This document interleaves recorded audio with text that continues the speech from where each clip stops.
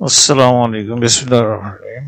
প্রিয় শিক্ষার্থীবৃন্দ, welcome to digital education Bangladesh. আজ আমরা শিখব ইসলাম শিক্ষা ষষ্ঠ শ্রেণী দ্বিতীয় অধ্যায় অনুশীলনীর সকল প্রশ্নোত্তর। এখানে অনুশীলনীর ইবাদত যে আছে, ইবাদত দ্বিতীয় অধ্যায় পৃষ্ঠা 41 থেকে 43-এর মধ্যে যতগুলো প্রশ্ন আছে সবগুলোর উত্তর আমরা শিখব। কেমন? ভিডিওটি খুব মনোযোগ সহকারে দেখো। ষষ্ঠ শ্রেণীতে তোমরা যারা আছো তোমাদের অবশ্যই উপকার লাগবে ইনশাআল্লাহ। তো এখানে তোমাদের পৃষ্ঠে 41-এ ছিল শূন্যস্থান পূরণ করো। পবিত্র থাকলে ড্যাশ সুস্থ থাকে, শরীর সুস্থ থাকে। 2 ছিল পবিত্রতা, অপবিত্র মানদণ্ড হচ্ছে শরীয়ত। 3 হলো ভালোভাবে উযু করলে মন প্রফুল্ল থাকে। 4 হলো আল্লাহর নিকট বান্দার আনুগত্য প্রকাশের শ্রেষ্ঠ মাধ্যম হচ্ছে সালাত। 5 হলো নিশ্চয়ই শয়তান হচ্ছে মানুষের প্রকাশ্য শত্রু। এই শূন্যস্থানটা তোমাদের পূরণ হয়ে গেল। শূন্যস্থানটা পূরণ হয়ে গেল। এখন আমরা নেক্সট পেজে যাব। যে পৃষ্ঠা নাম্বার ছিল 41, এখান থেকে ছিল এই বাম পাশ থেকে শব্দ বা বাক্যাংশ নিয়ে ডান পাশের সাথে মিল করো। এখানে ছিল প্রথমে তায়াম্মুমের ফরজ হবে 3টি, মানে যে লাইনটা হবে 3টি হবে। সালাতের আরকান হলো 7টি। তারপরে 3 নম্বর উজুর ফরজ হলো 4টি। 4 হলো সালাতে সূরা ফাতিহা পড়া হচ্ছে ওয়াজিব। সূরা ফাতিহা পড়া ওয়াজিব, এই কথাটা থাকে। 5 হলো সতর ঢাকা হলো ফরজ। আশা করি বুঝতে পেরেছ। এরপরে কিছু ছিল সংক্ষিপ্ত প্রশ্ন উত্তর। সংক্ষিপ্ত প্রশ্ন উত্তরের মধ্যে 1 নম্বর ছিল এখানে ইবাদত কত প্রকার ও কি কি, প্রত্যেক প্রকারের সংক্ষিপ্ত পরিচয় দাও। উত্তর হলো ইবাদত 3 প্রকার। প্রত্যেক প্রকারের ইবাদতের সংক্ষিপ্ত পরিচয় নিচে দেওয়া হলো। 1 নম্বর হলো ইবাদতে বাদানি। ইবাদতে বাদানি কি? শরীরের অঙ্গ প্রত্যঙ্গের সাহায্যে যে ইবাদত করা হয় তাকে বলা হয় ইবাদতে বাদানি, বা এটাকে বলা হয় শারীরিক ইবাদত। ইবাদতে বাদানির আরেকটা নাম হলো শারীরিক ইবাদত। প্রশ্ন আসতে পারে শারীরিক ইবাদত কাকে বলে, অথবা ইবাদতে বাদানি কাকে বলে। যেমন নামাজ, রোজা ইত্যাদি, এটা হলো শারীরিক ইবাদত। ইবাদতে মালি, অর্থের দ্বারা যে ইবাদত করতে হয় সেগুলো বলা হয় ইবাদতে মালি, অর্থাৎ বা যে আর্থিক ইবাদত, যেমন যাকাত দেওয়া, দান সদকা করা ইত্যাদি, এটা হচ্ছে ইবাদতে মালি। আর 3 নম্বর হচ্ছে ইবাদতে মালি ও বাদানি। এটা এমন কিছু ইবাদত আছে যা করতে শরীর ও অর্থ উভয়ের প্রয়োজন, যেমন হজ করা, জিহাদ করা ইত্যাদি। এখানে শরীরও লাগবে, এখানে মালও লাগবে, তাই জন্য এটাকে বলছে ইবাদতে মালি ও বাদানি। এরপরে 2 নম্বর প্রশ্ন ছিল তায়াম্মুম বলতে কি বুঝো। উত্তর হচ্ছে তায়াম্মুম আরবি শব্দ, এর অর্থ হচ্ছে ইচ্ছা করা। এর অর্থ ইচ্ছে করা। ইসলামী পরিভাষায় খাঁটি জাতীয় পবিত্র বস্তু যেমন চুনা, বালি, পা দ্বারা পবিত্র হবার নিয়তে মুখমণ্ডল উভয় হাত খনি সহ মশয় করাকে তায়াম্মুম বলে। এটা সঠিক উত্তর। এরপরের প্রশ্ন ছিল 3 নম্বর প্রশ্ন ছিল সালাতে একাগ্রতা বলতে কি বোঝায়। উত্তর হচ্ছে যে আল্লাহর সান্নিধ্য লাভের অন্যতম উপায় হলো একাগ্রতার সাথে সালাত আদায় করা। সালাত মানে নামাজ। একাগ্রতা হচ্ছে অন্তরকে স্থির রাখা, অর্থাৎ আল্লাহ ছাড়া অন্য কোনো কিছুর কল্পনাকে অন্তর ইচ্ছাকৃতভাবে উপস্থিত না করা, অনর্থক নড়াচড়া না করা। নামাজ অবস্থায় বান্দার মন এদিক ওদিক ছুটাছুটি করে, অথচ নামাজি টেরও পায় না, কারণ মানব মন কল্পনা রাজ্যে বিচরণ করতে অভ্যস্ত। এজন্যই বান্দাকে বিনয়, সহিষ্ণুতা এবং মনের স্থিরতার সাথে নামাজ আদায় করতে হবে। যেমন পবিত্র কোরআনে আছে, মুমিনগণ অবশ্যই সফলকাম হয়েছে তারা নিজেদের নামাজে বিনয়ী। সূরা মুমিনুন এখানে 1 নম্বর এবং 2 নম্বর। এরপরে তোমাদের কিছু ছিল রচনামূলক প্রশ্ন উত্তর। বর্ণনামূলক প্রশ্ন উত্তর। পবিত্র থাকার উপায়, প্রয়োজনীয়তা বর্ণনা করো। উত্তর হলো পবিত্র থাকার উপায়। পবিত্রতার উপর বিশেষ গুরুত্ব আরোপ করা হয়েছে। ইবাদতের জন্য পবিত্র থাকা একান্ত প্রয়োজন। দুভাবে পবিত্রতা হাসিল করা যায় বা করতে হয়, যথা হৃদয়কে যাবতীয় শিরিক, আকীদা, রিয়া, গীবত ইত্যাদি থেকে মুক্ত রাখার নাম অভ্যন্তরীণ পবিত্রতা। আর শরীয়তের বিধি মতো উযু, গোসল, তায়াম্মুম ইত্যাদি মাধ্যমে পবিত্রতা অর্জনকে বলা হয় বাহ্যিক পবিত্রতা। পবিত্রতা ও অপবিত্রতার মানদণ্ড হচ্ছে শরীয়ত কেবল সেসব বস্তুই পবিত্র যাকে শরীয়ত পবিত্র বলেছে, আর সেসব বস্তু অপবিত্র যাকে শরীয়ত অপবিত্র বলেছে। সুতরাং শরীয়তের বিধি মতো পবিত্রতা অর্জন করতে হবে।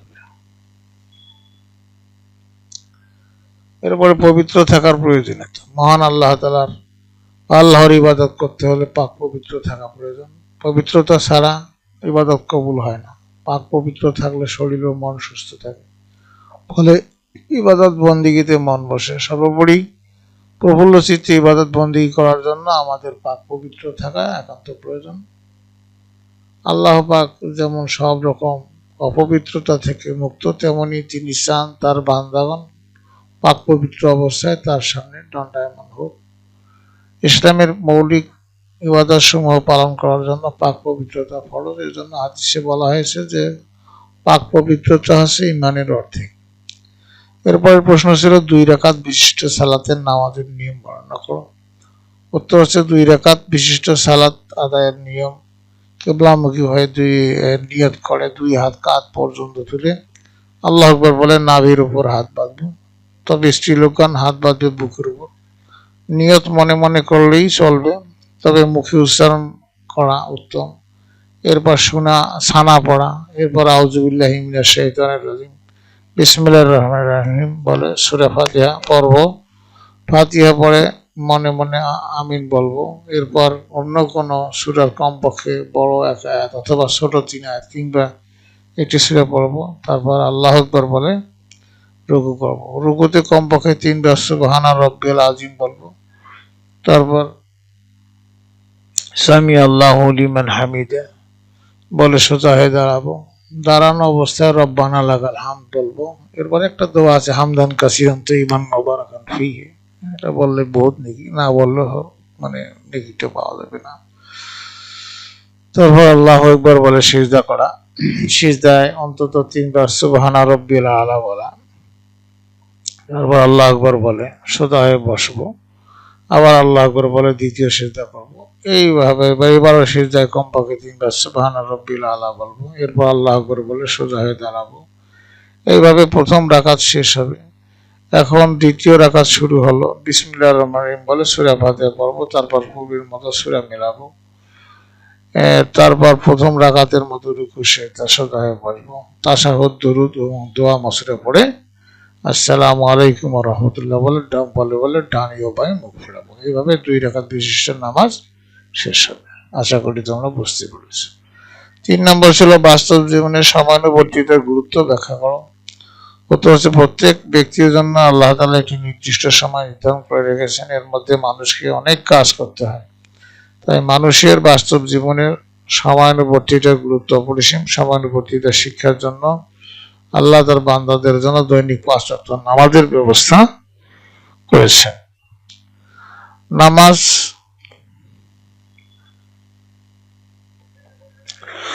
কঠোর নিয়মানুবর্তিতা এবং সময়নিষ্ঠা শিক্ষা দেয়। একজন মুমিন ব্যক্তিকে দৈনিক 5 বার নিয়মিত নামাজ আদায় করতে হয়। এতে সে সময়ের প্রতি সচেতন হয়। একটি নির্দিষ্ট সময়ে জামাতে নামাজ অনুষ্ঠিত হয়। কোনো ব্যক্তি সময় মতো জামাতে নামাজ আদায় করতে না পারলে সে জামাতের সওয়াব হতে বঞ্চিত হবে। প্রতিদিন 5 বার নির্ধারিত সময়ে জামাতে নামাজ আদায় করা মুমিন বান্দাকে সময়নিষ্ঠ হতে এবং সময়ের প্রতি গুরুত্ব উপলব্ধি করতে উদ্বুদ্ধ করে। সে কারণে সময় নষ্ট করে না। সমাজের অপরাপর লোকদের সাথে সময় মতো কর্তব্য কাজে অভ্যস্ত হয়। এতে সে জীবনের সব কাজেই সময়নিষ্ঠ দায়িত্বশীল হয়ে ওঠে। আজকের শিশু আগামী দিনের জাতির কর্ণধার। প্রত্যেক মুসলিম সন্তান দৈনিক 5 ওয়াক্ত নামাজ আদায়ের মাধ্যমে সময়নিষ্ঠ এবং কর্তব্যপরায়ণ হয়ে সে অবশ্যই একটি জাতির অমূল্য মানব সম্পদে পরিণত হবে। সময় মতো নামাজ আদায় করার মাধ্যমে একজন মুসলিম সন্তান তার কর্মস্থলে যথাসময়ে কর্তব্য পালনের শিক্ষা গ্রহণ করবে। আশা করি এটা বুঝতে পেরেছ। এরপরে আরো একটু বড় করে দেওয়া আছে, সে কোনো কাজ আগামী দিনের জন্য ফেলে রাখবে না, বরং যথাসময়ে কঠোর পরিশ্রম এই কাজ সম্পন্ন করবে। দেশের সেনা বিভাগ কঠোর সময়ানুবর্তিতার দিকে মনোনিবেশ করে। এই বিভাগে কর্তব্যরত সৈন্যগণ নির্ধারিত সময় বিগল বেজে উঠলে সজ্জা ত্যাগ করে, নির্দিষ্ট ইউনিফর্ম পরিধান করে নির্দিষ্ট প্রশিক্ষণ বা কাজে অংশগ্রহণ করতে হয়। দেশ রক্ষা, শত্রুদের সম্ভব আক্রমণের মোকাবেলার জন্যই সৈন্যদেরকে শৃঙ্খলা এবং সময়ানুবর্তিতা শিক্ষা দেওয়া হয়। ভয় থেকে যাতে অথচ তাদের জীবনে এরূপ দুঃসময় নাও আসতে পারে, কিন্তু ইসলামের সৈনিকগণ অবিরত তাদের কর্তব্য পালনে নিয়োজিত। তাদের চারিদিকে ছড়িয়ে থাকা অশুভ শক্তির বিরুদ্ধে তাদের সর্বদা প্রচেষ্টা চালিয়ে যেতে হবে।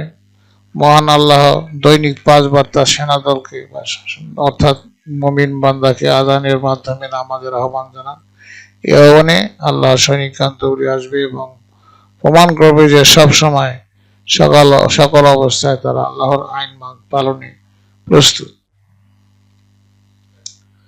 এরপরে পৃষ্ঠা নম্বর ছিল তোমার 42-এর মধ্যে। এখানে বহু নির্বাচনী প্রশ্ন ছিল যে তায়াম্মুম শব্দের অর্থ কি? এখানে ছিল ক, বিরত থাকা, গোসল করা, ইচ্ছা করা, দোয়া করা। এখানে প্রশ্ন হলে খ, এটাই উত্তর, অ্যান্সার গোসল করা বুঝাবে।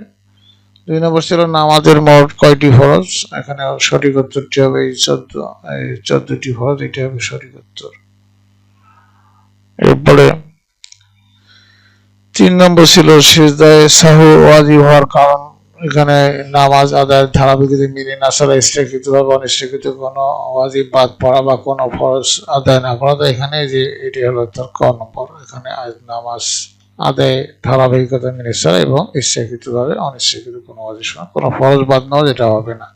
তাহলে সঠিক উত্তরটা হচ্ছে 1 এবং 2, এটা হলো সঠিক উত্তর। আশা করি তোমরা বুঝতে পেরেছ। তারপরটা ছিল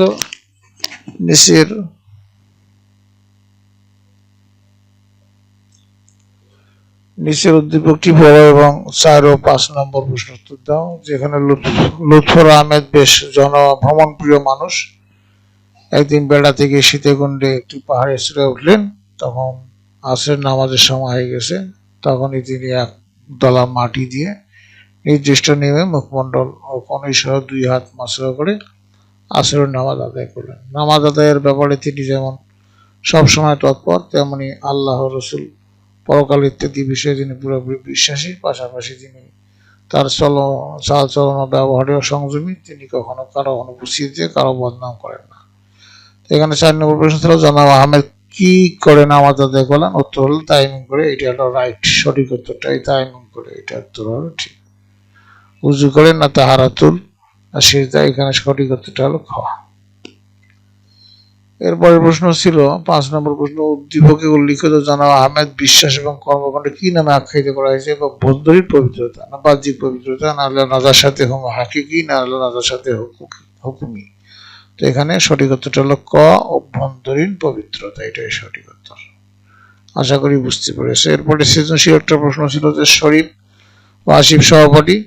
শরীফ 5 ওয়াক্ত নামাজ সহ সকল প্রকার ইবাদত করার চেষ্টা করে। সে অনেকবার আরিফকে নামাজে আহ্বান করেছিল, কিন্তু আরিফ ভিন্ন অজুহাত থেকে নামাজ পড়া থেকে বিরত থেকেছে। শরীফ যখন আরিফকে ইবাদতের কথা বলে, তখন আরিফ বলে যে শুধু আমি একা ইবাদত করি না, তা তো নয়, অনেকেই তো আছে যারা কোনো প্রকার ইবাদত করে না, তাদের যা হবে আমারও তাই হবে। এখানে প্রশ্ন ছিল সৃজনশীল প্রশ্ন হতো ইবাদত শব্দের অর্থ কি? ইবাদত শব্দের অর্থ হলো আল্লাহর আদেশ নিষেধ বিধান মেনে চলা, এটার নাম হলো ইবাদত। আচ্ছা, খ নম্বর প্রশ্ন ছিল আমাদের পবিত্র থাকা প্রয়োজন কেন? ব্যাখ্যা করো। উত্তর হলো যে আমাদের পবিত্র থাকা প্রয়োজন কেননা আল্লাহ তাআলা পবিত্র ব্যক্তিকে ভালোবাসেন। আল্লাহ তাআলা এই মর্মে বলেন যে আর উত্তম রূপে পবিত্রতা অর্জনকারীকে আল্লাহ তাআলা ভালোবাসেন, সূরা আত-তাওবা 108। সালাত ও তিলাওয়াতের জন্য পবিত্রতা প্রয়োজন, এছাড়া পবিত্রতা ঈমানের অঙ্গস্বরূপ, তাই আমাদের পবিত্র থাকা প্রয়োজন। গ নম্বর প্রশ্ন ছিল উদ্দীপকের আলোকে শরীফের চরিত্র ব্যাখ্যা করো। উত্তর হচ্ছে শরীফ 5 ওয়াক্ত নামাজ সহ সকল প্রকার ইবাদত করার চেষ্টা করে। সে তার বন্ধু আরিফকেও সালাতের জন্য আহ্বান করে। এসব কাজের দ্বারা বোঝা যায় যে শরীফ একজন মুসলিম মুমিন মুসলমান। মহান আল্লাহ তাআলা মানুষকে সৃষ্টি করেছেন তার ইবাদত বন্দেগী করার জন্য। আল্লাহ তাআলা এই মর্মে বলেন, আর আমি জিন ও মানব জাতিকে শুধু আমার ইবাদতের জন্য সৃষ্টি করেছি। সূরা আয-যারিয়াত আয়াত হলো 56। এই জন্য কোনো মানুষ ঈমান আনার সাথে সাথে সালাত আদায়ের মাধ্যমে আল্লাহর আনুগত্য প্রকাশ করে। এছাড়া সে ইসলামের অন্যান্য মৌলিক বিধান যথা সওম, যাকাত, হজ ইত্যাদি পালন করে, ব্যক্তির জীবনে সততা অবলম্বন করে, অন্যায় পাপাচার থেকে বিরত থাকে, সবার কল্যাণে কাজ করে। এগুলো মুমিনের বৈশিষ্ট্য। উদ্দীপকের শরীফের মাঝে এইসব বৈশিষ্ট্য বিদ্যমান। বস্তুত সে নামাজ আদায় সহ অন্যান্য ইবাদত করার চেষ্টা করে, বিধায় তাকে মুমিন হিসেবে গণ্য করা হবে। এরপরে ঘ নম্বর প্রশ্ন ছিল যে আরিফের পরিণতি তোমার পাঠ্যপুস্তকের আলোকে বিশ্লেষণ করো। এখানে করো হবে।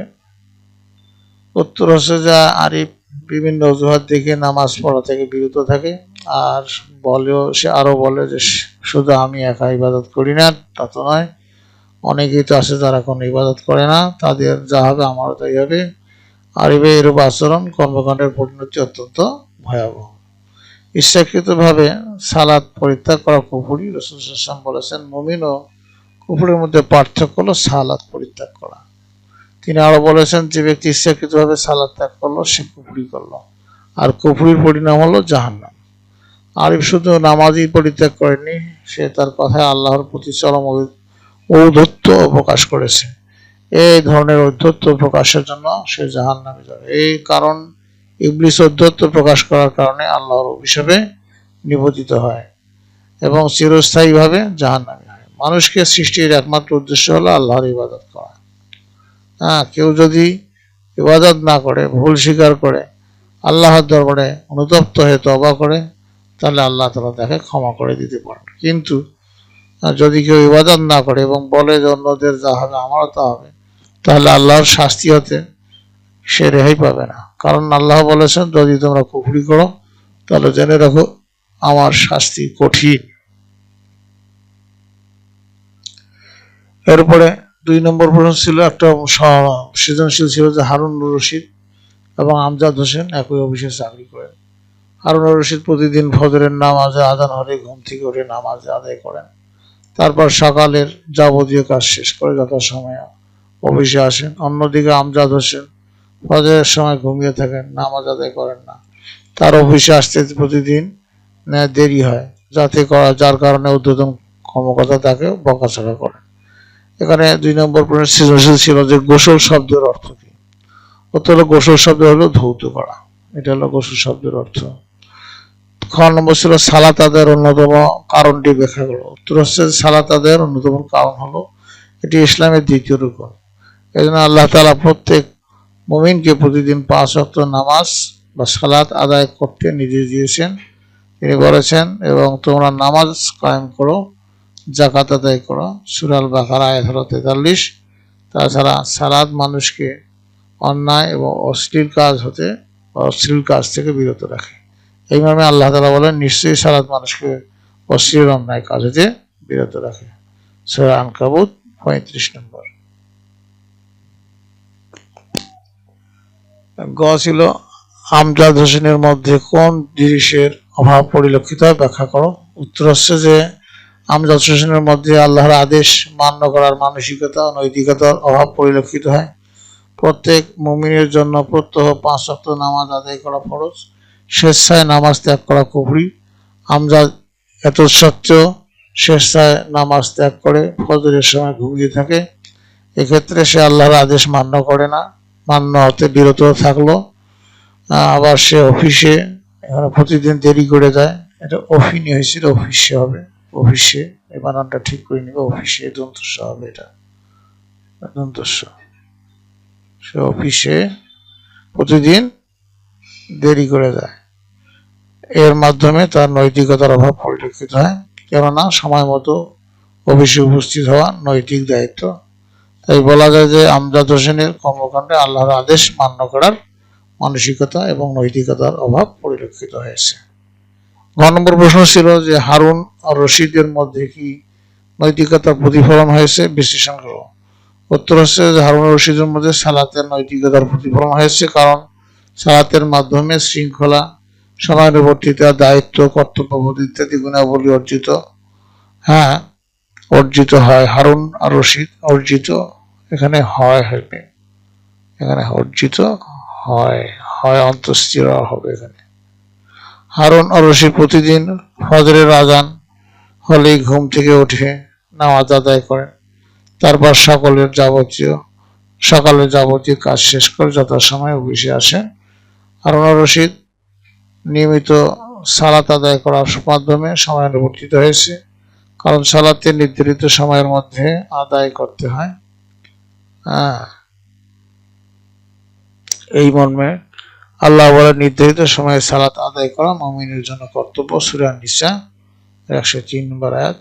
আর হারুন রশিদ সালাতের মধ্যে সময়ানুবর্তিত হওয়ার শিক্ষা লাভ করায় সে তার অফিসেও সময় মতো উপস্থিত হয় এবং তার প্রত্যেক কাজগুলো যথাসময়ে সম্পন্ন করে। এইসব কারণে বলা যায় যে হারুন রশিদের কর্মকাণ্ডের মধ্যে সালাতের নৈতিকতার প্রতিফলন হয়েছে।